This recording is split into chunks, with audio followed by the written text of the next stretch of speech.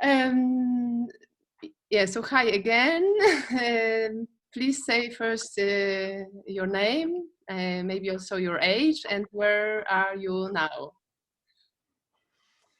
I am Philip Brownell. I'm 72, and I live in Twin Falls, Idaho, USA. If people look at the map of Idaho, it looks like an inverted panhandle with the broader part of the state at the bottom, the narrow part all the way up to the border at Canada. So the whole state runs from Canada down to the bottom of Oregon. So it's big, but it doesn't look very big. Mm-hmm, mm-hmm, mm-hmm. And where are you sitting now? Is your office? Is your... Yes, we used to live in Bermuda for almost 12 years. And when we came back to the States, I got a job at a what's called a patient-centered medical home. It is a technical term in the United States. It's an integrated healthcare facility, has dental, medical, and behavioral health, and I'm the psychologist. So we came back from Bermuda on a flight with 4 cats. We didn't want to put the cats down in the bottom of the plane, so we found that JetBlue would allow us to buy a ticket for a cat. Wow. And so each cat then could have a carry-on, right? So we bought 2 tickets, and each of those cats carried on another cat. And my wife and I sat with the cats. Anyway, we landed in New York and piled everything, including stuff she had in storage, and drove across the United States to Idaho. And it was not too long. We rented a real small little house. But then, according to my faith, and we believe that God gave us this place. It's we had no inkling. I mean, I would have been very happy for a little house, track house inside the little city of Twin Falls, because we came back from Bermuda with virtually nothing except 4 cats and a lot of suitcases. But we were led to this place. It's about 3 acres. It's on near the rim of the Snake River Canyon, which is this huge canyon carved out of the rock by an ancient water flow. It's about 450 feet down, and the bridge across it is one of the few places where it's legal to jump off of the bridge with a parachute. So people are always coming here to do that. Okay. But this place had a barn, and in the barn were like 20 cats. They were breeding in there, and we had to catch them. We got these traps. We trapped skunks, we trapped raccoons, and we also got the cats. Anyway, we got the cat thing under control. And they had in the barn 2 little rooms that had concrete floors in them. And so we converted one of them into my office, and that's where I'm at right now. Okay. And you work from there, where you are sitting now, or? I write from here, and all these books back here, my study books. But no, I work at a clinic in town. Yeah. And there at this clinic, you work like how many days per week? Is it do you work now like every day? Yeah, I work full time. I work 5 days a week. I started off doing some testing, assessment, psychological assessment, and therapy, and kind of a combination of things. The bureaucracy of doing therapy just got so complicated with layers upon layers of documentation, which is useless, and to me, and created a barrier between myself and the patient for doing any kind of satisfying work. And I just said, well, to heck with that. I don't want to do that anymore. So I'll just do testing. And they were just happy for me to do that. So I do psychological assessments. I do a lot of assessments on children, do autism screening, and some basic developmental neuropsychological testing. Mhm. And then the standard stuff for depression and anxiety and so forth. Mhm. And you also have therapy with them, or with them, or with no, only No, okay, no, ah, no, I'm not doing therapy anymore. okay, Not with them. My wife manages a recovery house for women uh-huh.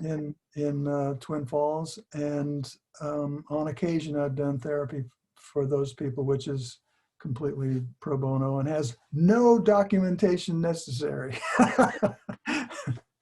Yeah. Okay, and okay, I see. I wasn't aware that you, that you don't work anymore. I mean, full time as a therapist. So you are more now engaged in writing, and this is what you are saying, or? Yeah, writing. I've thought about the journey I've been on in life. I've had many interests. At one point, I was in the Navy during the Vietnam War, and that's how I got into psychology. I was a neuropsych tech, they called them, which were, these people were given a lot of responsibility. They passed medications, they took vital signs, they drew blood, a lot of things that nurses do these days. But I worked on the psych wards. What was the question?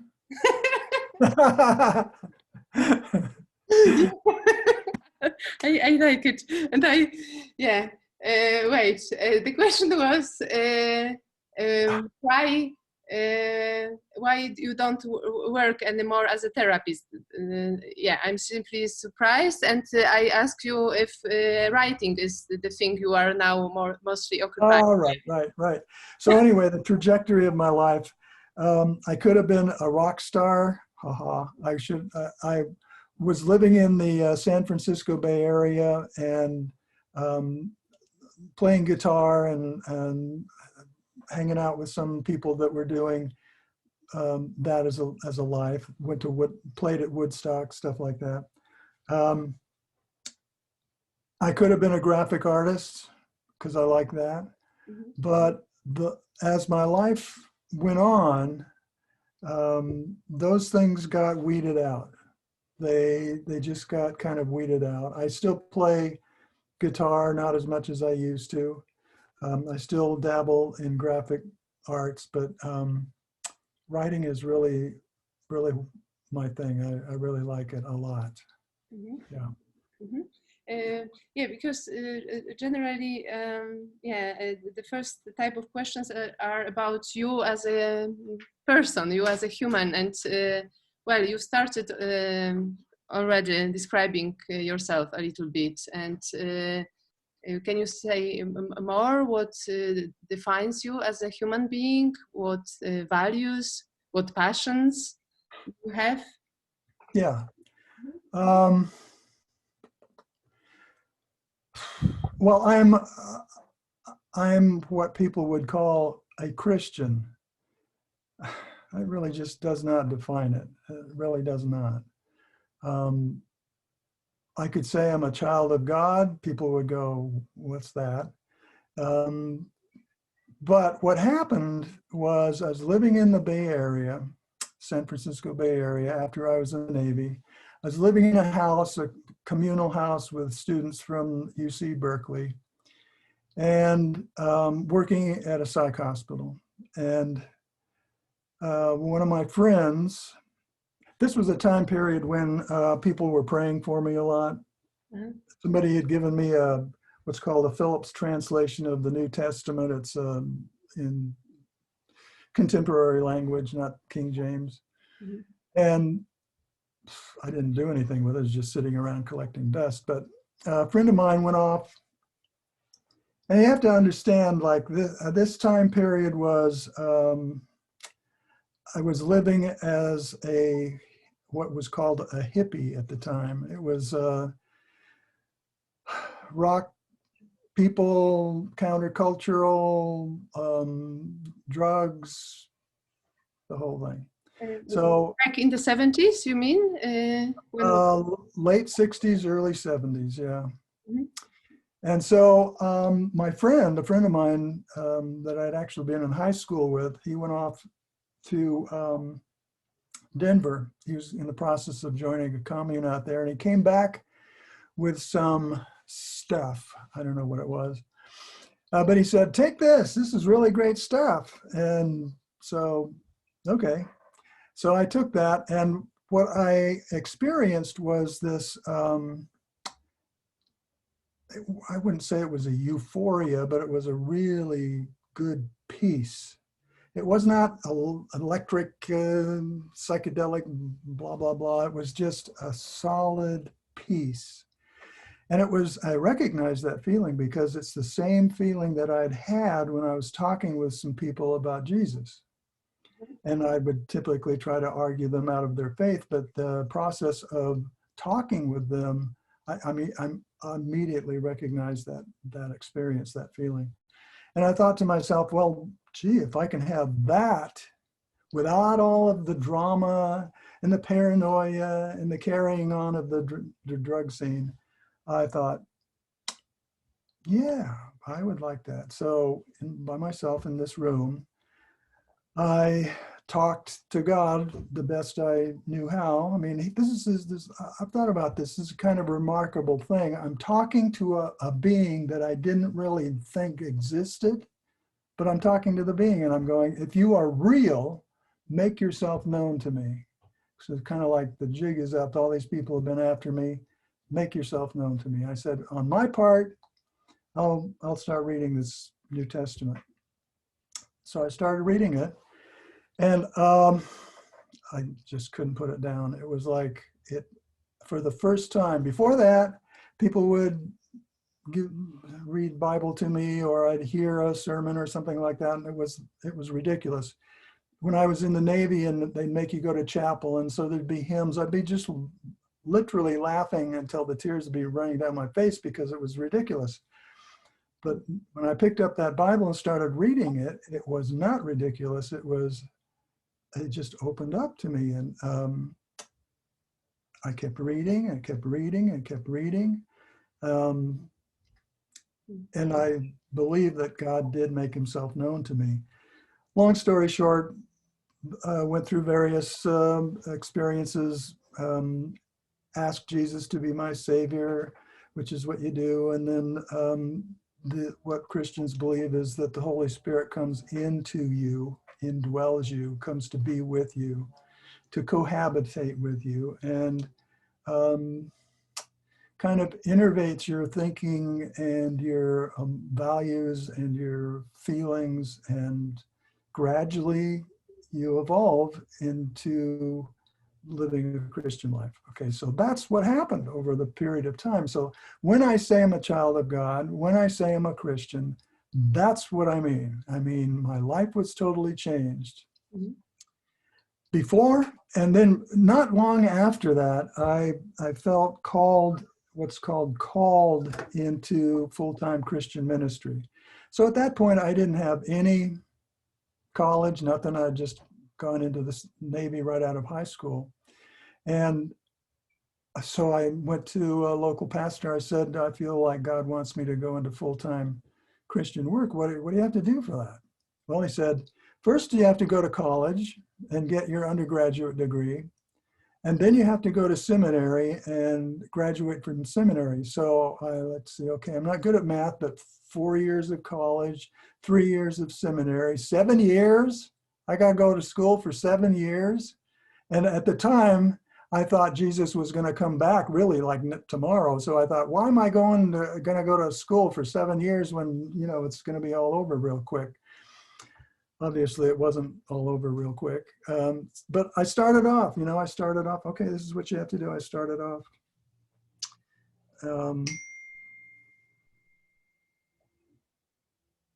I just got a message from my wife. Okay, never mind. So as a human being, I am a child of God whose life has been really changed. I mean, I was living as a hippie. I've been through various phases with this, trying real hard, trying to be the good minister, at one point wearing three-piece suits. Oh, it's just, I just cringe to think of it right now, but it's like trying real hard to be the right kind of person. That didn't work. And so finally went back to school to get my doctorate in clinical psychology. But I've never kicked the Christian life to the curb. I never said, oh, my disappointments in the Christian life, oh, it never turned out the way I thought it was going to be, blah, blah, blah. I'm done with this. No, I can't be done with it. It's like something that it's who I am now, so I cannot be done with it. I've had some very, very difficult times, but I cannot be done with Jesus, who really turned my life around and gave me a life worth living. Because if I had continued on the path that I was on, I'd probably be dead. That was not a really good path. So he gave me a life worth living, gave me 3 wonderful children who think for themselves. Or they're very much more progressive or liberal than I am. So we have some interesting conversations. Yeah. So I don't know if that answers your question. Yeah, that is indeed. What are your passions? Is it still in this field of Christianity or outside of it? Well, so I was never one of those types that said, oh, I'm a Christian now, I have to burn my rock and roll records. No, I just never.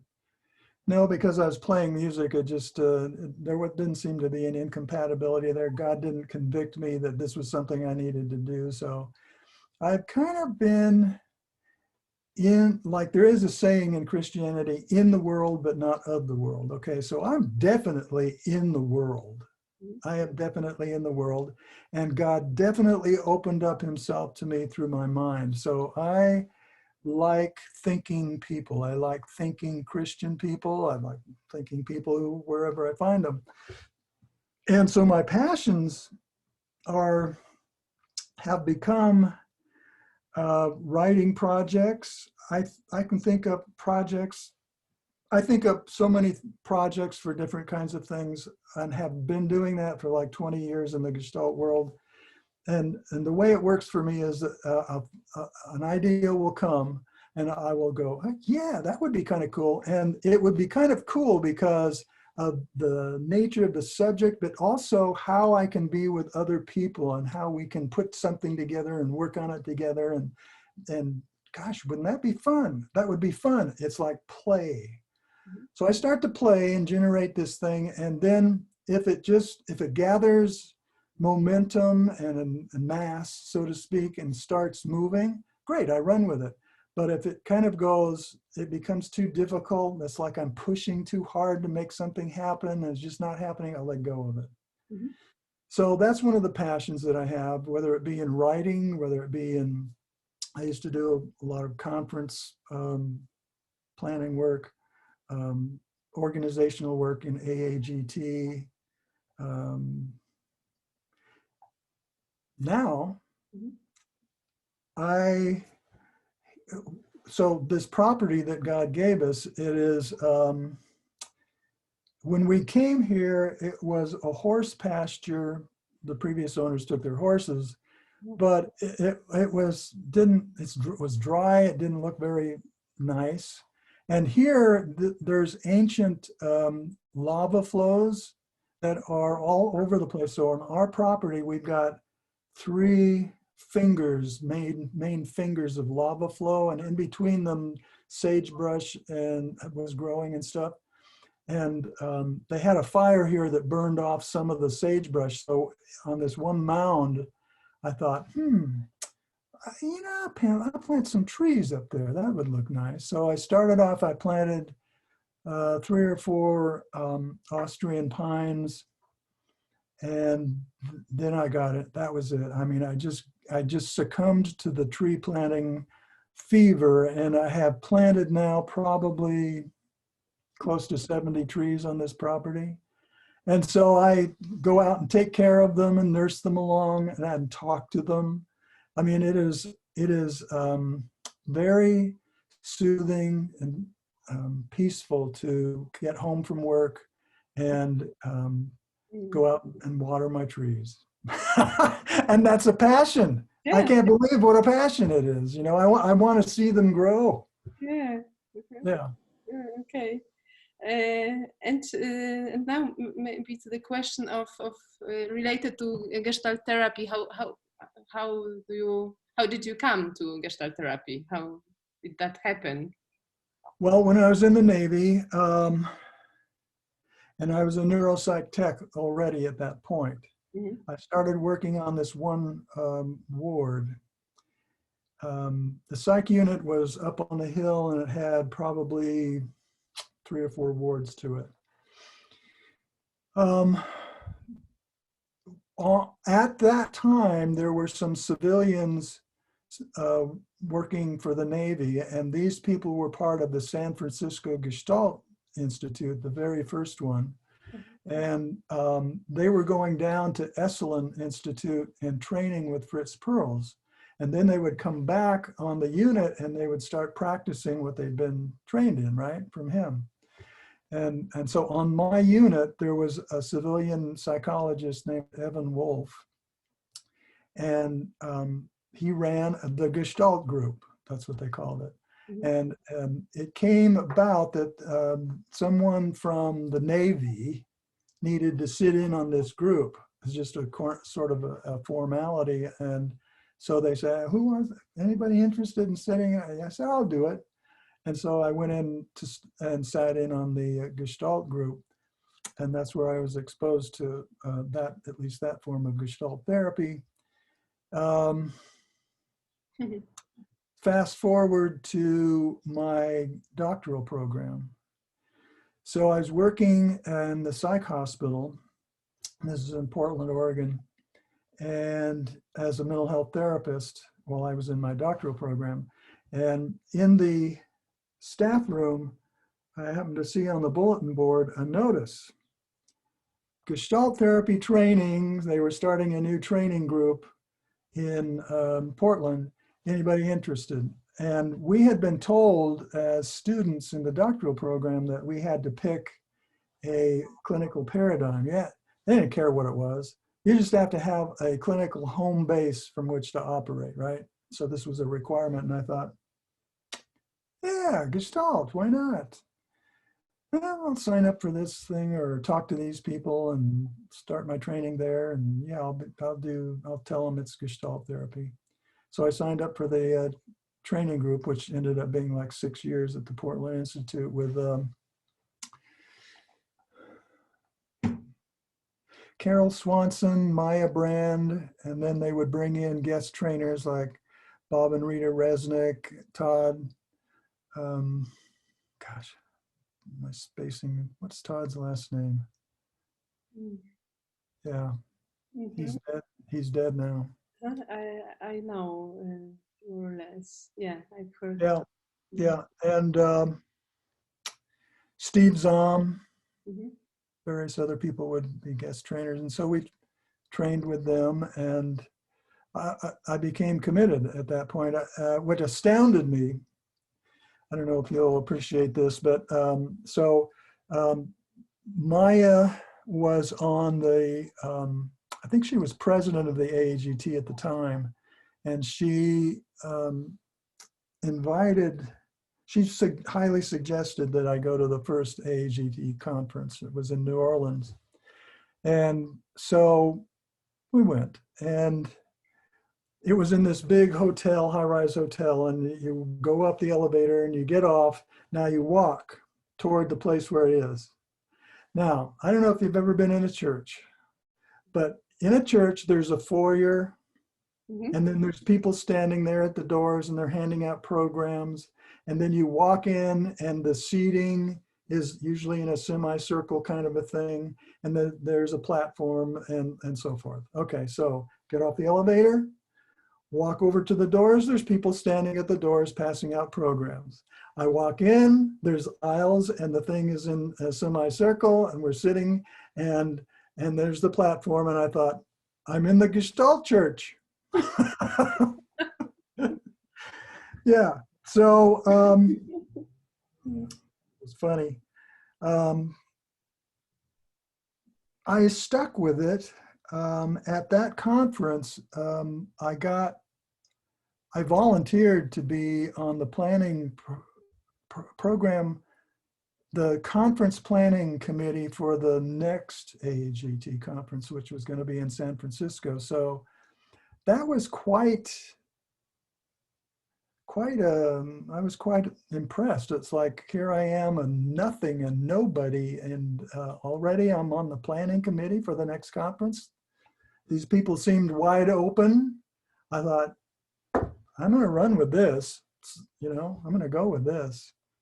So along about that time is when the internet started. And so I'm a project guy, right?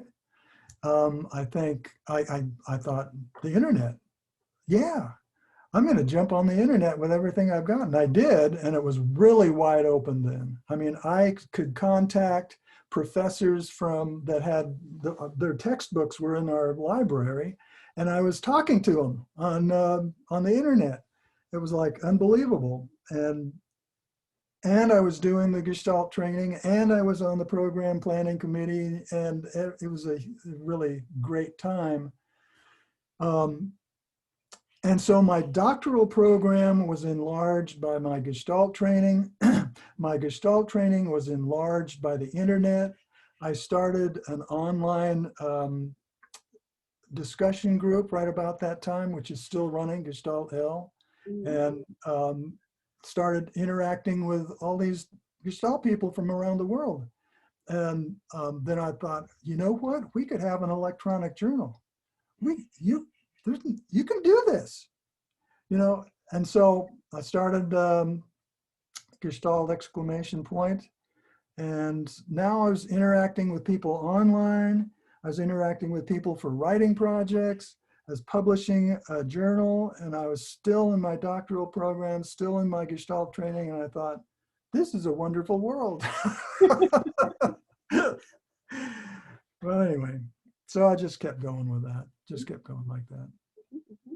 And so if you could say what attracted you the most at first and within Gestalt therapy, I mean, practice, theory, what was the most attractive, and if it still is or attractive, or maybe your interest has been changing over the years?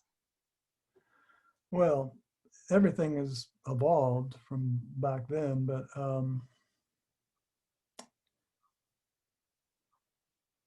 I think what attracted me to Gestalt therapy was the people, because and the disparity between what the common conception of Gestalt therapy was from my people in my doctoral program, professors, whatever. Because the dominant paradigm then is still what it is, CBT, but also, our program, there was a strong element of object relations. So that was also there. But you know, they look upon Gestalt therapy as an anachronism, as a weird thing. But what I found was the people, and I've just told you how, you know, I got immediately with the high level people so that I was around. I was in discussions with them and so forth.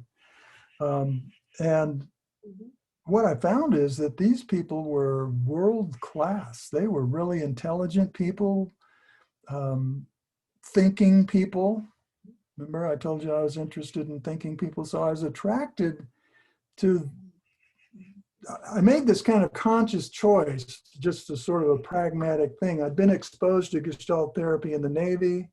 And now here, okay, I picked Gestalt therapy and I'm doing training in it because if I'm going to pick it, I might as well train in it. But now, at that point, I started really realizing that's a good world. The Gestalt world is a good world. It's filled with very interesting people. And it leaves, by comparison, I don't know the level of expertise, the level of education, the level of expanded horizons, that kind of thing. I just didn't find it in my professors in the doctoral program. They were kind of like in a little silo with their vision kind of limited to very, frankly, stifling kinds of things. Well, not very interesting. The Gestalt world was very interesting. When I started getting into the theory of it, I really liked it. And this, I don't know if you'll appreciate this, but I really liked it because I thought, these people have to let me in as a Christian. You know, I can be rejected by a lot of people. Oh, you're, you know, religious, but I thought, no, these people have to let me in. Why? Because it's about personal subjective experience. And who's to say that my personal experience is not okay? And it's about field theory, which is like everything having effect. Well, I'll tell you, it's had a big effect on me. God affects me every day. And it's about dialogue. So do you want to talk, or do you want to like come to conclusions about me or whatever? So I'm going to be me. I'm going to be transparent. I guess if there's one mantra of my Tao, my way of being, is that I'm going to be who I am. I'm going to be kind of direct with that, because this is a bunny trail. I never really did social communication very well. Growing up was a disaster, and any kind of social interaction, even still, it's like you get me into a conference and with a lot of people around, and I just kind of go, it doesn't work for me. And I can't communicate very well. So, I mean, this is okay because I'm used to my computer and you're just a picture right there. And you are supported by your books there. Yeah. So anyway, the Gestalt, everything worked for me. So I was initially a pragmatic decision, but when I got into it, I found it was much more attractive, much more satisfying and interesting. And yeah, I decided to stick with it. And you said that it obviously has evolved or has been evolving. And could you now describe a little bit those directions that you've been evolving with Gestalt theory, Gestalt therapy theory, with your projects around that? So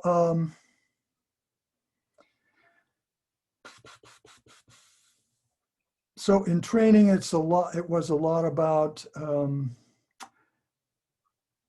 awareness of my subjective experience. And so you have the classic experiment. Now I'm aware of that, now I'm aware of that, now I'm aware of that, on and on and on, right? And it's just, okay, so, but that's kind of me, one individual. And so then it morphed to, wait a minute, there's another individual that we're involved with in a dialogue. So we got Lynn Jacobs and what's his name, Heisner. They did their book, the Healing Relationship. And so now it became about dialogue. Oh, okay, shift. Now it's about dialogue. It's my personal experience in connection with your personal experience. Okay, and what's happening there? Okay, now we pay attention to that. And then Gordon Wheeler had always been talking about field theory, but with his thing about the structured ground and all that, but then it was beyond individualism, and other writers too. It became, the big thing was field theory. So, okay, we're still into that mode, I think, of field theory, but we've gone through different kinds of favored terms. The one that drives me nuts, frankly, is co-created. It bless people to want to use co-created. I understand what they're talking about, but I don't want to hear that term. Mm-hmm. It's just terms. We've gone through different in de jure terminology and de jure focus in the theory. And now we're with Johnny's field perspective and atmospheres and things like that, which served me well, frankly, because I put it in this latest book that I did about atmospheres and field, the field perspective and so on and like that. And kind of rambling here. One of my friends, Dan Bloom, he and I have talked a lot about phenomenology. And so I'm going to take another kind of sidestep here. On Gestalt L, we had continuing dialogues. And sometimes they would become quite heated. And have you ever heard the term flame war? Mm-hmm. In the early, yeah? French term? Flame, I don't know, once again? Flame, F-L-A-M-E. No, flame. Okay, English. I thought you, okay, no, I haven't. Okay, flame war. Mm-hmm. In the early days of the internet, on discussion groups, people did not know how to behave. And so they would get into what were called flame wars. They would just go off on people, okay. Just be angry and tear them into pieces and threaten them. And then so that kind of thing would happen on Gestalt L. The abiding rule at Gestalt L was self-regulation. So I did not monitor it and censor people and all that kind of thing. The group had to do that, and they eventually did come around. In the process, Sylvia Crocker, Peter Phillipson, Dan Bloom, John Wymore, some people from Australia,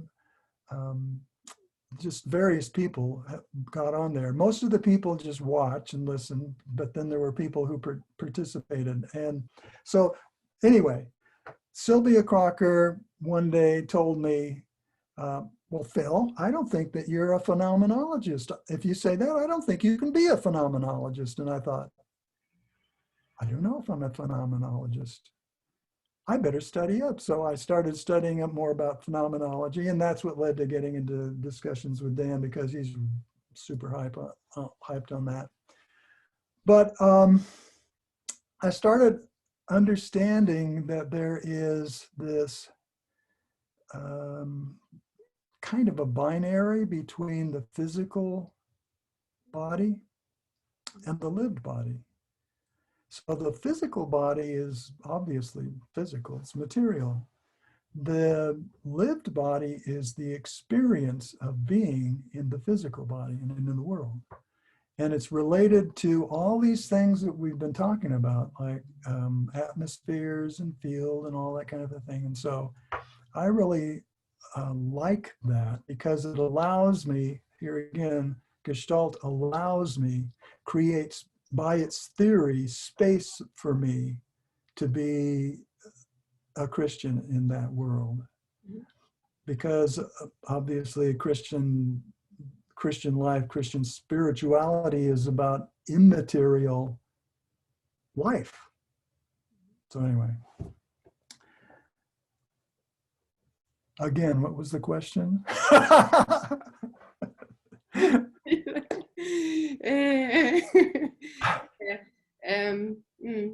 I guess I would put it maybe this way, that I am also interested in your different contributions to this Gestalt world over those years, be it by those projects, books, if you could comment.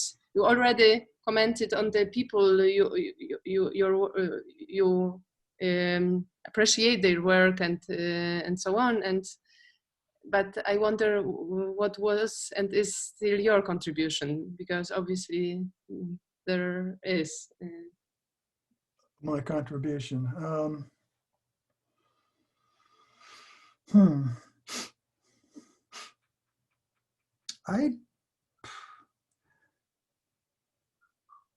I've done conference planning and helped organize in the early days of the AAGT. I helped. I wasn't one of the main people, but I helped. I helped bring Gestalt therapy into the virtual world. At one point, I was known by some people as the internet guy. There he goes again, the internet guy. At one point, do you know who Joe Wysong was? Yes, yes, yeah. So on one point, Joe Wysong told me that he didn't particularly like me too much, but he said to me, "The internet giveth and the internet taketh away." Anyway, writing, I started getting into writing and writing articles, chapters in books, and doing edited books. There's a contribution there, but it's really hard for me to kind of evaluate that. I sometimes wonder if anybody's reading anything that I've written at all, but that is what it is. It's there. The writing is because I'm a writer and I have to do it. And it's the idea of the project, the writing project, is great fun. The idea, when it starts gathering mass and all that kind of thing, that's great fun. The actual writing is hell, and working and doing editing is even worse. I mean, I don't want to offend anybody, but the first editing job that I did, here are all these world-class Gestalt people, right? Okay, no, you should be better than that in writing. And here I was trying to, no, I hate editing. Don't want to do any more of it.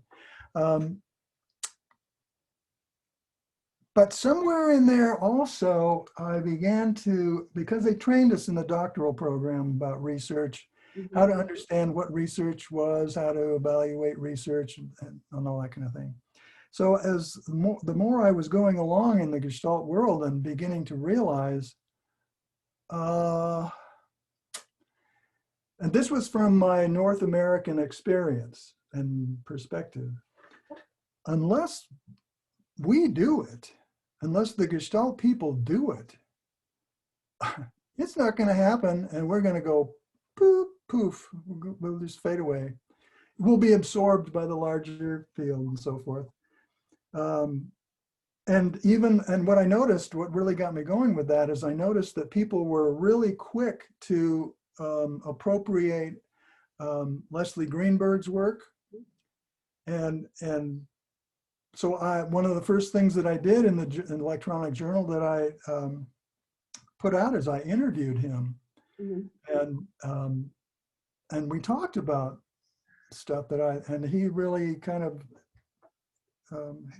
helped me understand, I think, a little bit about it, about research. and validating and all of that kind of thing. And so I began to realize, no, there's nobody else is going to do this. And even Greenberg is not really doing Gestalt. It's a hybrid kind of thing. And so I started pushing it in the AAGT, and it was like, I don't want to hear this. See, at first, when I was pushing them to go, hey, we could have an electronic journal. I don't want to hear this. Oh, we could have electronic, or we could do an internet discussion group. No, I don't want like email. Nobody wanted email. You know, it was like, really? Now, I mean, it sounds absurd now, but that's the way it was. So when I started talking about research, it was the same way. It's no, I don't want to hear about research. I'm a therapist. Okay. And kept pushing it, kept pushing it, kept pushing it. And I don't know, it just became more critical. And I finally just realized, man, we have got to do something. So I came up with this idea about let's have a research conference. And what we need to do is because we don't have a lot of really sophisticated researchers, we need to get researchers from outside of Gestalt to come in and kind of teach us, to be mentors. And that would also do another thing, which is to get them exposed to the Gestalt world. Mm-hmm. So I went to the Gestalt International Study Center, GISC, out at Cape Cod, and said, here's the idea. You want to do this? And they said, yeah, we'll do that, but we need to have somebody from our place go along with you. So Joe Melnick was that person. And he and I put together the first two research conferences. Well, now they're going to have the fifth one, right? And so I guess there's a contribution there. I did the edited book on research, and we just did the second edition of that. I've done some articles on research. I helped with a research project that Pablo and some other people did in Chile. I'm good at generating and getting people roped in and contacting people and getting things started and organizing and things like that. So because of another book that I did, and this guy reviewed it, I don't know how I was talking with him. Maybe I was thinking, you know, can you review this next one or something? I don't know, I forget. But I was talking with him, and he said, there's a research project coming up you might be interested in. And so he told me about it, and I went to their site to see what it was. And they'd gotten a $3 million grant to study spiritually integrated psychotherapies. And that when he told me, when he described it a little bit more, it was like, we're not looking for special odd things. We're looking for normal psychotherapy that is has somehow impacted from a spiritual standpoint. And we're going to offer sub awards. They'd been awarded $3+ million, and they were going to award sub awards. And you can apply for that. And I thought, and I had like, I don't know, 6 weeks or something to get the initial proposal letter of interest in. And I thought, what are we going to do? So spun out this idea, contacted a few people. Do you want to join me with this? Yes. Sent it out to a bunch of people. Do you want to join with us? Yes. Okay, so fine. Got the thing together, sent it along. Lo and behold, we got the award. So that did not turn out to be a happy ending, but it was, I think, one of the first big awarded, funded research projects. And I learned a few things from that. So I think internet, writing, research. And And how are you feeling now about where Gestalt therapy is now? At which moment are you like observing and are optimistic about its future, or you are concerned maybe, or you don't give don't take care really, because I don't know, it's up to younger generation. What's your, attitude now? I think it is. I think it is up to the younger generation. Um, I I went recently to look at websites for different training institutes in the States. And these are people that I used to meet and hang out with at the conferences. They're all like this, white hair. These are all old people now. And I didn't see a whole lot of young people in North America like you see in Europe and South America. And I don't know. In North America, it's just not the same. What has happened is I think it's partly because of the nature of the setup and train in schools, academia. In North America, you go to a school and you get your graduate degree, and then you get licensed through the state. It has nothing to do with Gestalt training. So the Gestalt training institutes are standalone on their own, and they're not involved with academia. Those people are, by and large, not involved with academia. It's not like that in Europe. My impression has been, you're shaking your head. Yeah, because different in different countries. I guess it's it's similar, but maybe there is something, I don't know. It's an interesting question by in itself. Why in North America the interest is getting lower? I mean, it's a cultural thing, I guess, but but I wouldn't guess what could that be like immediately. I wonder. Yeah, but I am aware of that.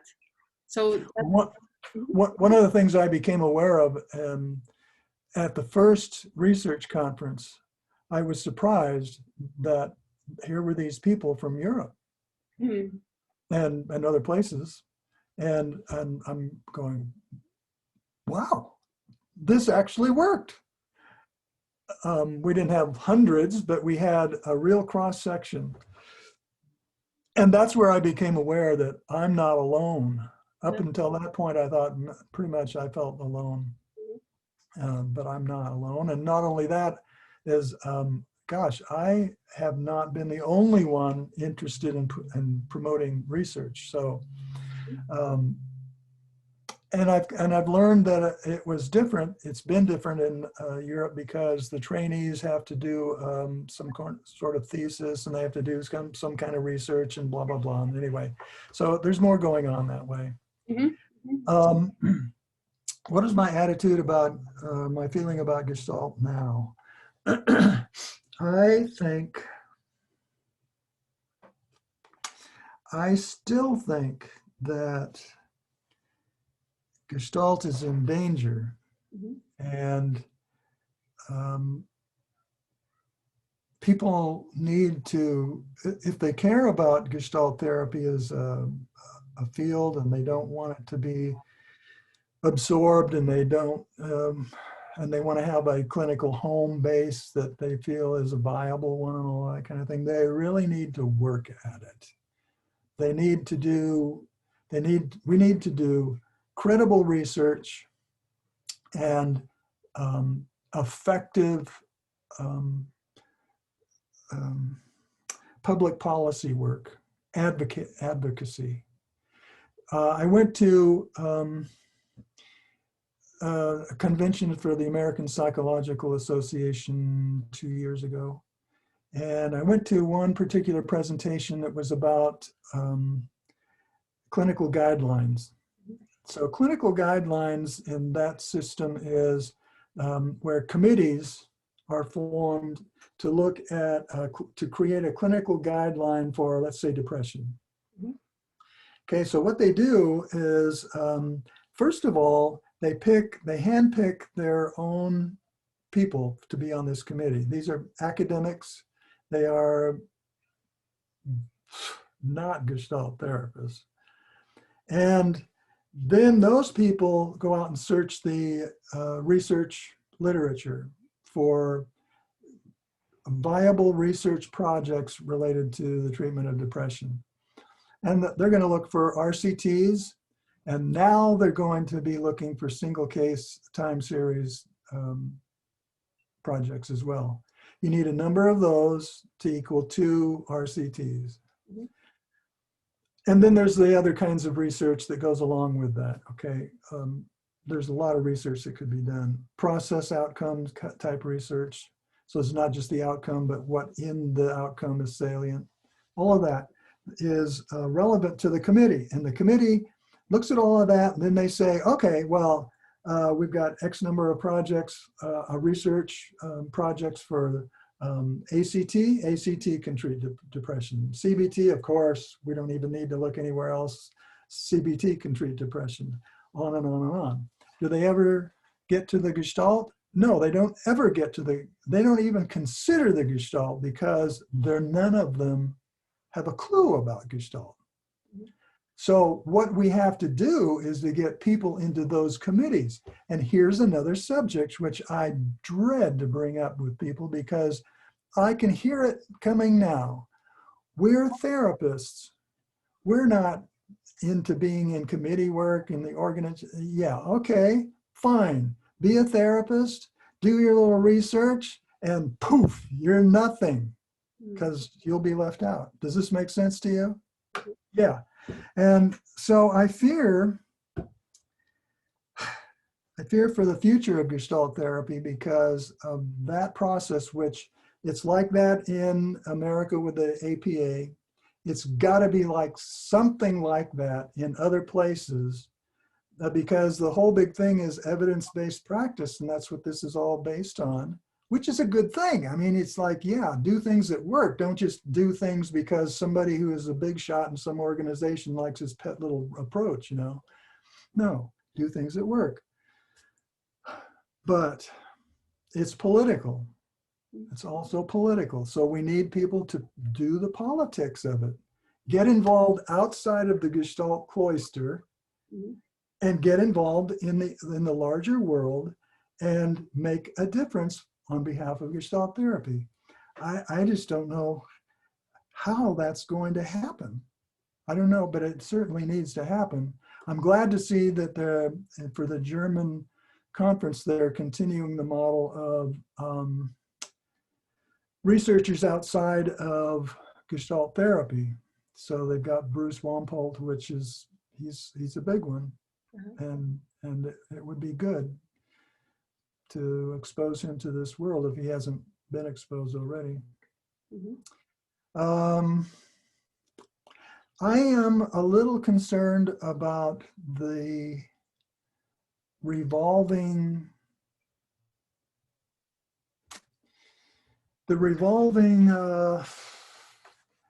theoretical hot topic of the day. I mean, it just seems to go around. Well, now, so as much as I hate co-created, we're now not supposed to be co-created. We're supposed to be field perspective. Okay, let's kick that one to the curb and let's go do this one. Well, what are we doing with that? I mean, we have to have a more comprehensive appreciation of the whole theory, not just parts of it. You know what I mean? Yeah. Very much. Yeah. Yeah.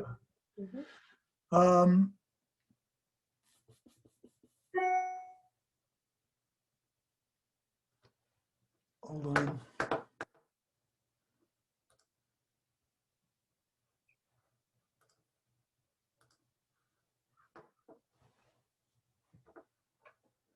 Hold on. send somebody something.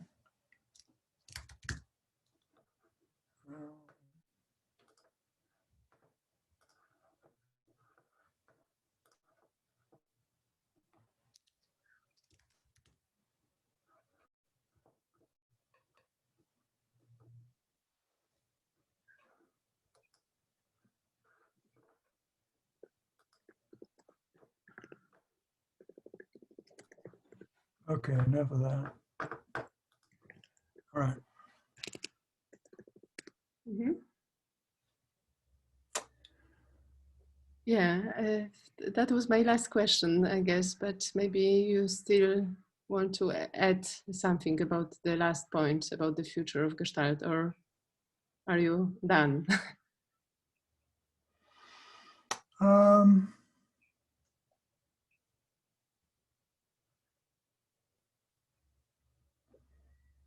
Yeah, I don't know what's going to happen, obviously. I'm not a prophet, but I can't read the future and say, oh, it's going to be like this or that. I'm hopeful when I see people your age highly invested in Gestalt therapy and knowledgeable about it and are willing to be active in it and entertain what they can do. I want to just say this, maybe by way of closing. Mm-hmm. When I told you I was just doing testing, mm-hmm. and you said something like, "Oh, not doing therapy anymore." So let me tell you what it's like. In my training group, we would work for the day, and we'd come up to the end of the day, and we would have like 15 minutes left. Mm-hmm. And so inevitably people would say, well, anybody want to do a 15-minute piece of work? A short piece of work, 15-minute piece of work. The first time that happened, somebody asked me if I would do a 15-minute piece of work with them. It was a woman I didn't really know that well. And she said, yeah. And so it was like she was leading. And so she said, what I want, let's lay down on the floor together and do a 15-minute piece of work. I did not feel comfortable laying down with a woman on the floor for 15 minutes doing something I didn't know. What are we going to do here? So I said, I don't want to do that. So somebody else did, and it was really cool. And then I kicked myself in the butt going, you idiot, you lost out on something that could have been very interesting. So file that away. Now I come to these meetings with people who want testing, which seems like it would be a very cut and dried kind of testing, but not very interesting. But the way I do it is I meet with them for a short piece of work at the beginning. Why are you here? What do you want to get out of this? And I keep going with that. And I find that I'm able to do Gestalt therapy, meeting with people, because they came for testing. So I'm still a therapist. Yeah. I like this. I like this closing up of yours. Yes, Gestalt somehow kind of colonizing every corner of our. Yeah. Okay. Thank you, Phil, for this conversation. Yeah, I will send you a video if you like to see it before publishing. Yeah, I'm probably cringe when I see myself talking, but yeah. And I will be expecting your answer, yeah, soon enough. Yeah, so thank you. Okay, all right. Bye-bye. Bye-bye.